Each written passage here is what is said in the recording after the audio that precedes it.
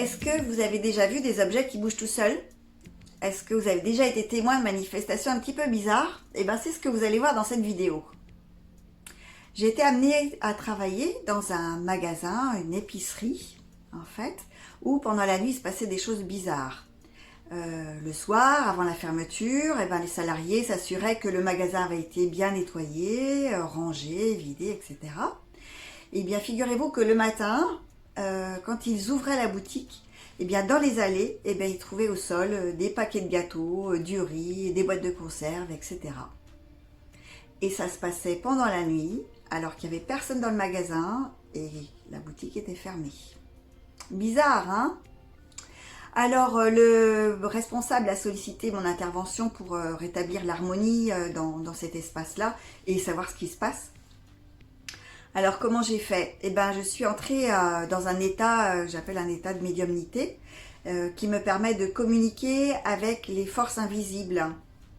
Et là, ce qui m'a été révélé, c'est que une âme errante occupait le lieu. C'est-à-dire, c'est une âme défunte, et celle-là était décédée de mort brutale.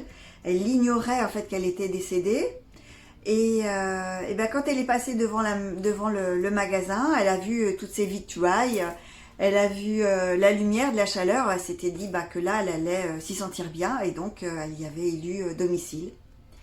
Voilà. Alors bien sûr, il y a c'est ce qu'on appelle un fantôme, hein. Il peut y avoir des fantômes gentils, mais en fait, dans tous les cas, ils puisent la vitalité des êtres humains, et donc on ne peut pas rester avec ça sur soi. Et d'autant plus que c'est une âme qui est en souffrance puisqu'elle n'a pas réussi à s'élever à la lumière. Donc mon travail a consisté à permettre à libérer le lieu et à libérer aussi l'âme défunte de ce corps dans lequel elle était restée bloquée. Et alors, chose surprenante, c'est que j'ai récupéré un enregistrement vidéo de ce qui se passait la nuit dans le magasin. Et on y voit clairement un pot de confiture qui est jeté au sol. Et ça, c'est sans intervention humaine. On y voit déjà au sol un paquet de café. Voilà. Et voilà, c'est pour vraiment vous montrer qu'il existe une autre réalité que celle qu'on voit avec nos yeux.